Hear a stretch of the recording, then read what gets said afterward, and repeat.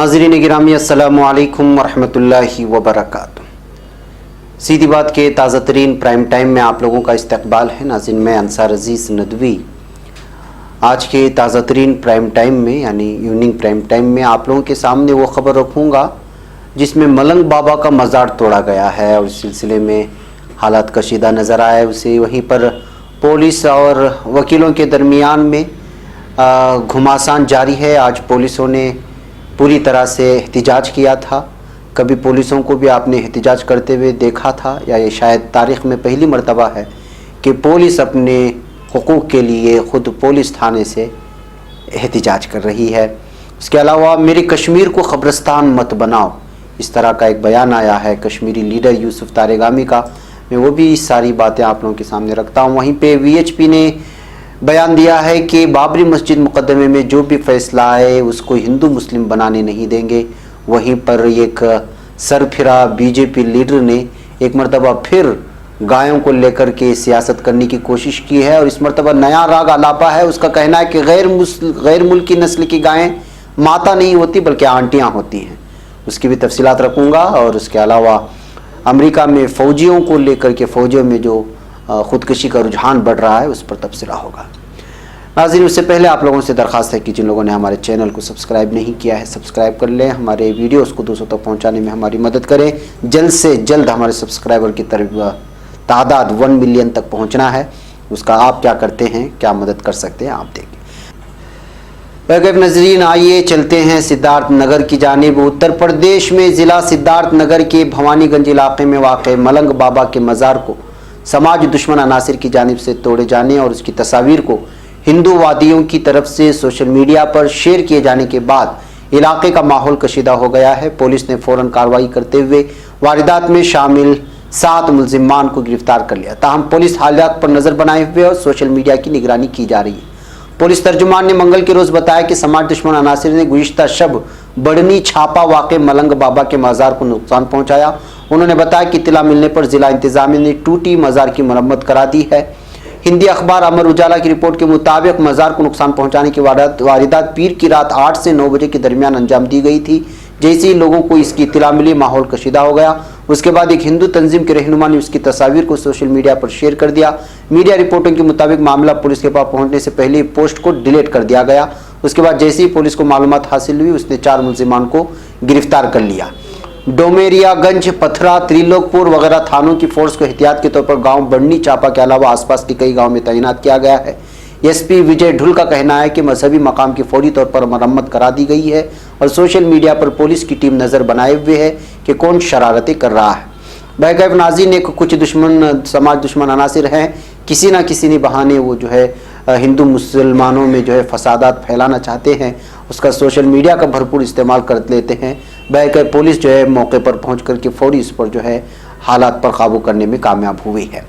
नाज़रीन अब बात करते हैं वकीलों की और दिल्ली पुलिस की। शायद ही ऐसा कभी देखने को मिला है या हमारी ज़िंदगी में तो ऐसा नहीं मिला कि कभी पुलिस अपने हुकूक को लेकर के एहतिजाजात कर रही हो, लेकिन ऐसा मंजर आज यहाँ दिल्ली में देखने को मिला है।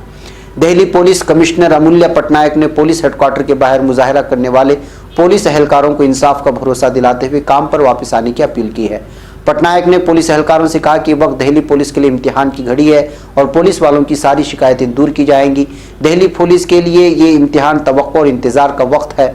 हुकूमत और दिल्ली को आवाम को पुलिस वालों से काफ़ी तवक्को रहती है क्योंकि हम कानून के रखवाले हैं। इंतज़ार की घड़ी है क्योंकि 30,000 अदालत के अहाते में जो वाक़या हुआ है उसमें हाई कोर्ट की जानिब से अदालती तहकीकात का हुक्म दिए गए हैं। उन्होंने ये भी कहा कि उम्मीद है कि तहकीकात में इंसाफ मिलेगा और इंतज़ार करने की ज़रूरत है। पुलिस कमिश्नर ने पुलिस एहलकारों के समझाते हुए कहा कि आपके दिमाग में जो खदशा है उसे हम समझ रहे हैं। हम कानून के रखवाले हैं और आवाम को हमसे उम्मीद है और हमारा बर्ताव भी उसी तरह का होना चाहिए। उन्होंने पुलिस एहलकारों की तमाम शिकायत दूर करने का भी यकीन दिलाया।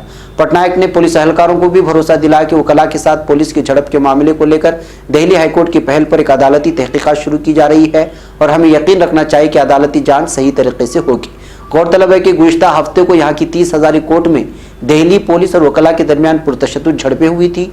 पुलिस एहलकारों का इल्ज़ाम है कि वकला ने पुलिस के कई जवानों को मारा पीटा गया और साथ में 30,000 कोर्ट इहाते में कई मकामात पर आगजनी भी की।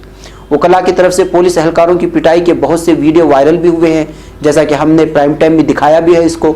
मुख्तलिफ अदालतों के मुजाहरे करने वाले वकला ने कल भी कुछ पुलिस एहलकारों के साथ मारपीट की और धक्का मुक्की की थी। पुलिस एहलकारों की इस पिटाई की मुखालिफत में ही दिल्ली पुलिस हेडक्वार्टर के बाहर पुलिस एहलकार एहतजाज कर रहे हैं। दूसरी तरफ वकील भी पीर से हड़ताल पर हैं।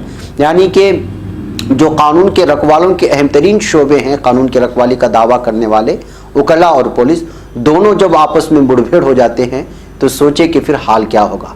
एक तरफ अदालत में कार्रवाई बंद होगी, दूसरी जानिब पुलिस थानों में अगर इस तरह की शिकायतें और इस तरह की जो है बंद हो जाएंगे तो आप खुद अंदाज़ा लगाएंगे कि आम आवाम की क्या हालत होगी।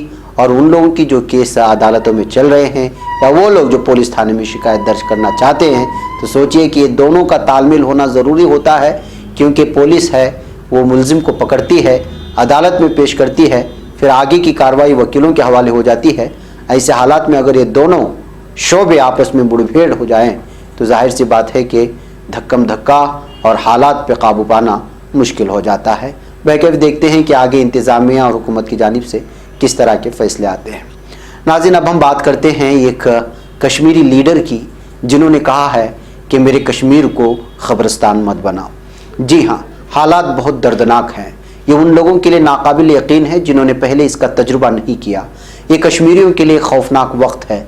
यह हमारे मुल्क के मुस्तकबिल, उसकी नरम रवी और किरदार पर संगीन असर डाल सकता है। ज़िंदगी मफलूज हो गई है। स्कूल, कॉलेज और यूनिवर्सिटीज़ खुले हैं, लेकिन वहाँ ना टीचर हैं और ना ही स्टूडेंट्स। इससे पहले भी हमने रियासत में उथल पुथल देखी है। पिछले तकरीबन 30 सालों यानी 1989 से रियासत में खून खराबा हो रहा है, तबाही हो रही है, तशद्दुद हो रहा है। वो लोग जो मुल्क के इत्तेहाद के लिए खड़े रहे, कुर्बानियाँ दी, गोलियों का सामना किया, और आम लोग आज खुद को धोखा खाया हुआ महसूस कर रहे हैं।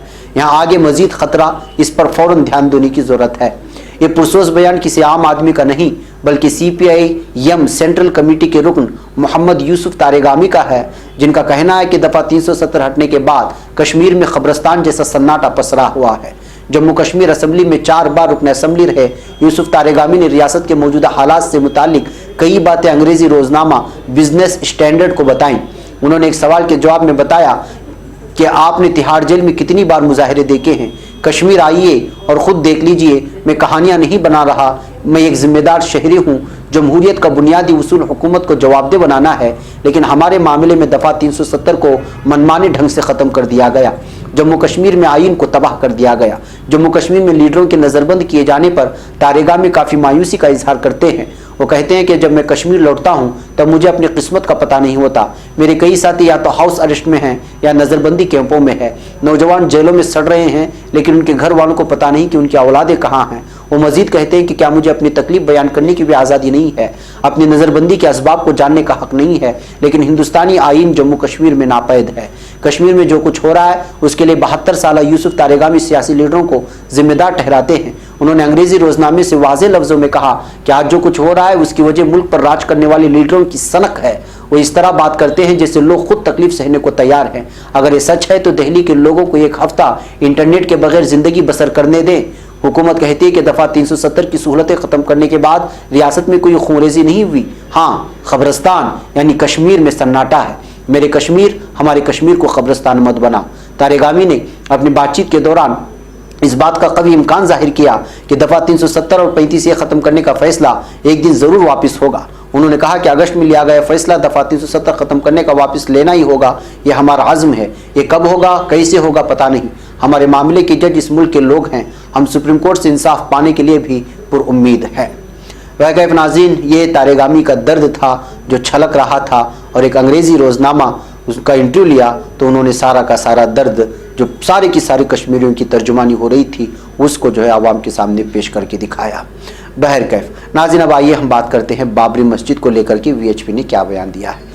अयोध्या के बाबरी मस्जिद राम मंदिर तनाज़ा मामले पर फैसला आने से कबल अहम हस्तियों और फरीक़ैन की जानिब से अमन व अमान बरकरार रखने की अपील करने का सिलसिला जारी है। जैसा कि हमने भी आपसे कहा है कि किसी भी तरह से जो भी फैसला आएगा उसको तस्लीम करना ही होगा पुरअमन तरीक़े से।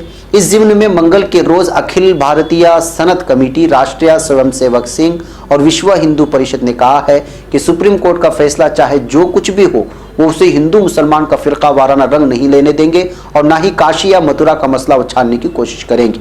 मुल्क में साधु सनतों की अहम तंजीम अखिल भारतीय संत कमेटी के कौमी जनरल सेक्रेटरी दंडी स्वामी जितेंद्र नंद सरस्वती ने मुल्क के तमाम संतों को एक खत लिखकर दरख्वास्त की है कि तमाम संत इस मौजू को शिकस्त व फतह से दूर रखकर कौमी इत्तेहाद और सालिमियत बरकरार रखने में ताउन करें। उनकी गुफ्तगू और तकरीर माशरे में इश्तियाल पैदा न करे, किसी को चिढ़ाने का काम न हो। उन्होंने कहा कि अदालत का फैसला आने से पहले या बाद में संतों की राय सहाफ़ियों और सोशल मीडिया के जरिए माशरे तक पहुँचेगी। सबसे दरख्वास्त है कि अगर किसी को खुशी का इजहार करना भी हो तो अपने घर में ज़ाती पूजा पाठ भजन कीर्तन करके मशहूर हो। किसी भी किस्म की राय का इजहार करने के बजाय अपने भक्तों और साथियों को माशरे में अमन बरकरार रखने के लिए हौसला अफजाई करें। RSS और VHP के आला सतही ज़राए के मुताबिक संघ ने भी माशरे में नीचे तक ये पैगाम दिया है कि सुप्रीम कोर्ट के फैसले को लेकर किसी की हार या जीत के तौर पर तबसरा ना हो। अगर मुआफिक फैसला आता है तो उसे सिर्फ सच और इंसाफ के हक में फैसला कहकर तहम्मुल बढ़ता जाए, उसे हिंदू और मुसलमान के दरमियान फिरकावाराना रंग देने से बचाया जाए। सिर्फ यही समझा जाए कि एक तारीखी गलती को ठीक किया गया है। उन्होंने कहा कि अगर बरअक्स फैसला आता है तो भी हिंदू समाज मुकम्मल तहम्मुल बरतेगा और उसे सुप्रीम कोर्ट की बड़ी बेंच में चैलेंज करने या पार्लियामेंट में कानून बनवाने की कोशिश करने जैसे अदालती आईनी रास्ते पर ही चलेगा। इस बारे में राय आम्मा तैयार करेगा, लेकिन किसी भी हालत में इश्तियाल या अफरा तफरी को हवा देने वाले रुख को नहीं अपनाएगा। उन्होंने ये भी कहा कि अयोध्या का फैसला आने के बाद काशी या मथुरा या हमलावर की तरफ से तोड़े गए दीगर मंदिरों के बारे में बयान देने या बहस शुरू करने की भी कोई ज़रूरत नहीं है। बहरकैफ नाज़रीन, एक तरफ दूसरी जानिब हिंदुत्व तंजीमों की जानिब से जो दावा करती हैं कि उनकी ज़मीन है, उनकी जानिब से भी अमन का जो है अमन की अपील की जा रही है। और इधर हमारे मुस्लिम जितने भी इदारे हैं जो कौमी इदारे माने जाते हैं, तंजीमें मानी जाते हैं, उनकी जानिब से भी जो है बाकायदा इस बात का ऐलान किया जा रहा है और मेंबरों महराब से भी इस बात का ऐलान किया जा रहा है कि सुप्रीम कोर्ट की जानिब से जो भी फैसला आए उसको जो है आंखें बंद करके तस्लीम कर ले। किसी भी तरह के पुरअमन माहौल में भंग डाल करके फ़िरका परस्तों को किसी भी चीज़ की आग में भड़काव का तेल छिड़कने का काम करने मौका न दें। इस तरह की अपील बारहा तमाम लोगों के सामने आ रही हैं और ये तमाम लोगों को अपने कान में गोशगुजार कर लेना चाहिए। बहरकैफ नाज़रीन, आइए अब एक सरफिरे आदमी की बात करते हैं। जी हाँ, गाय के नाम पर सियासत करने वाली बीजेपी के लीडरों का गौरक्षा पर मबनी बयान तो बहुत लोगों ने सुना है और गाय को सभी गौ माता भी कहते रहे, लेकिन मगरबी बंगाल के बीजेपी सदर दिलेश घोष ने जो ताज़ा बयान दिया है वो बहुत हैरान करने वाला है। उन्होंने कहा कि गैर मुल्की नस्ल की गायें गौ माता नहीं है। साथ ही उन्होंने ये भी कह डाला कि देसी ब्रीड की गायों में तलाई उनसुर पाए जाते हैं, तभी उनका दूध हल्का सुनहरा रंग लिए होता है। अंग्रेजी रोजनामा दी टेलीग्राफ की रिपोर्ट के मुताबिक मगरबी बंगाल के वर्धमान जिले में घोष और गाभी कल्याण कमेटी की जानिब से मुनक़िदा एक तकरीब में बंगाल बीजेपी के सरबराह खिताब कर रहे थे जब उन्होंने गैर मुल्की नस्ल की गायों की गौमाता न होने वाली बात कही।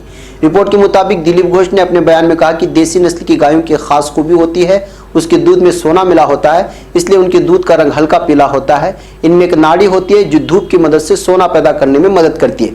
हमें इन गायों को रखना होगा। गैर मुल्की नस्ल की गायों से मुतालिक दिलीप घोष ने कहा कि बैरून मुल्क से जो हम गाय की नस्लें लाते हैं वो गाय नहीं है, वो एक तरह के जानवर हैं। गैर मुल्की नस्ल की गायों की आवाज़ भी गायों जैसे रंभाने की नहीं होती, इसलिए वो हमारी गौमाता नहीं बल्कि हमारी आंटियाँ हैं। इतना ही नहीं, वो ये भी कहे जाते हैं कि ये मुल्क के लिए मुनासिब नहीं होगा कि अगर हम उन आंटियों की पूजा करते हैं। दिलीप घोष ने अपने खिताब के दौरान कहा कि मुनासिब नहीं कि हम अपने भगवानों की पूजा उन गैर मुल्की नस्ल मसलन जर्सी गायों के दूध से करें। हमारे मुल्क के भगवान भी गैर मुल्की चीज़ों को कबूल नहीं करते, लेकिन जो अंग्रेज़ी में पढ़े लिखे उन्हें हर गैर मुल्की चीज़ पसंद है। उन्हें गैर मुल्की बीवियाँ चाहिए, उन्हें उजले रंग वाली बीवियाँ चाहिए। कई लीडरों ने शादी की है। सभी मसले की जड़ यही है।